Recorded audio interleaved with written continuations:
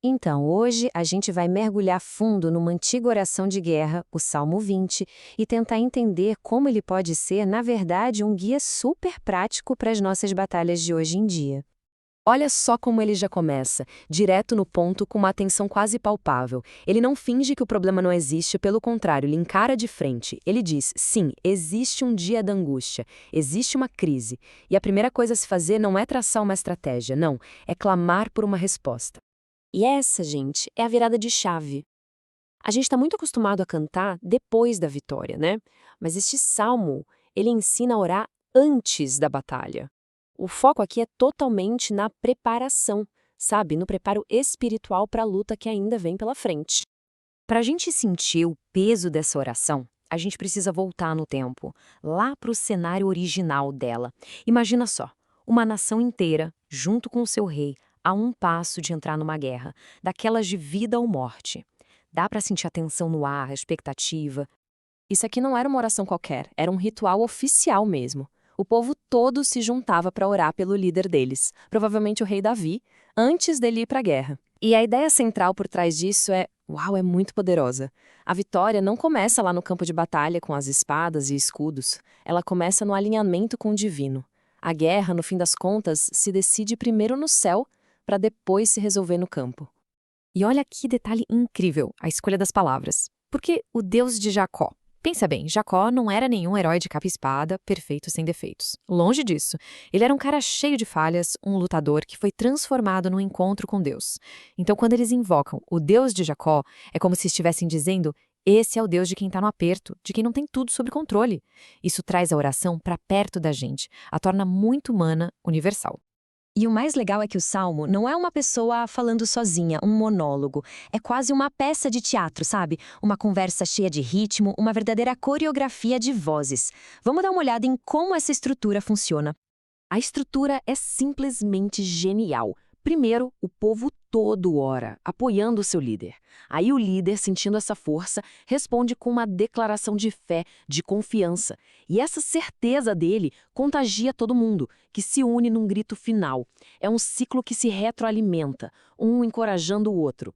Aqui está o coração do salmo, a parte emocional da coisa.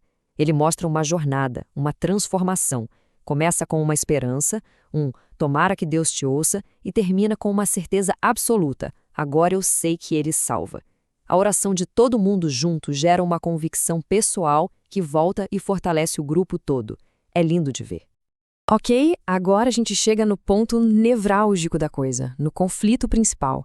É a grande escolha que todo mundo, em algum momento de crise, precisa fazer. Afinal, onde é que a gente coloca a nossa confiança? Para a gente entender o tamanho dessa escolha, é preciso um pouco de contexto histórico. Israel, na época, não era uma potência militar, não tinha uma cavalaria forte. Já os inimigos, esses sim tinham. Os carros e cavalos eram a tecnologia de ponta, o que havia de mais moderno e poderoso. Tipo os tanques de guerra de hoje. Então, falando de um jeito bem prático, humanamente falando, a batalha já estava perdida. Então a escolha fica muito clara, né? De um lado você tem os carros, tudo aquilo que a gente pode ver, tocar, medir.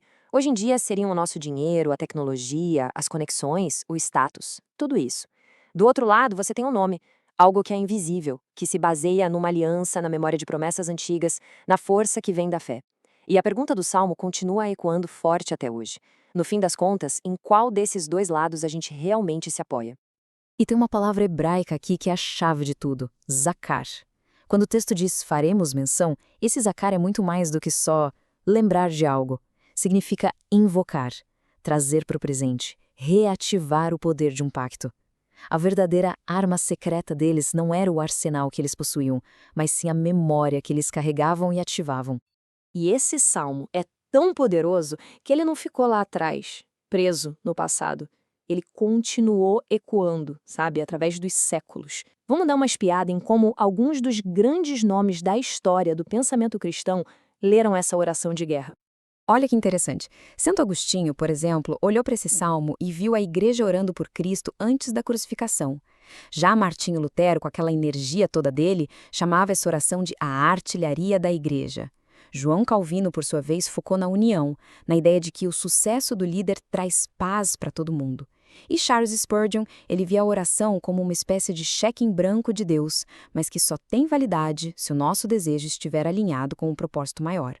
Cada um deles enxergou uma faceta diferente dessa mesma joia. E essa frase do Spurgeon é um resumo perfeito, né? Os carros são pomposos e fazem barulho, mas quebram. O poder humano é assim mesmo, chama atenção, impressiona, mas é frágil. Já o nome é silencioso, mas eterno. A confiança em algo maior é quieta, muitas vezes invisível, mas é o que permanece no final.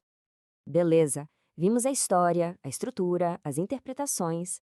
Mas e aí, como é que a gente pega essa sabedoria de milênios e traz para a nossa vida, para as nossas crises de hoje? Vamos montar um pequeno plano de batalha moderno? Primeiro passo, orar pela liderança.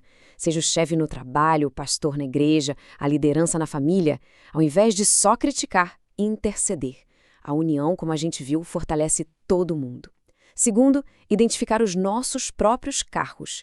É um exercício de honestidade. Onde é que a nossa segurança está de verdade? Na conta bancária? No diploma? Nos contatos? E terceiro, hastear a bandeira. O Salmo usa uma palavra, dagal, que é sobre isso. É declarar a vitória profeticamente, antes mesmo de ver o resultado. É uma forma de alinhar a nossa perspectiva com a da fé, de já enxergar o final positivo. E tudo isso nos leva a uma última pergunta que fica no ar. O Salmo 20 nos ensinou a nos preparar para a luta, a entrar na batalha do jeito certo. Mas e depois? E a vitória? Se o preparo é tão crucial, como é que a gente lida com o sucesso sem que ele suba a cabeça, sem que ele nos corrompa? Bom, essa é exatamente a pergunta que o Salmo seguinte, o Salmo 21, vai começar a responder. Mas isso é assunto para a nossa próxima conversa.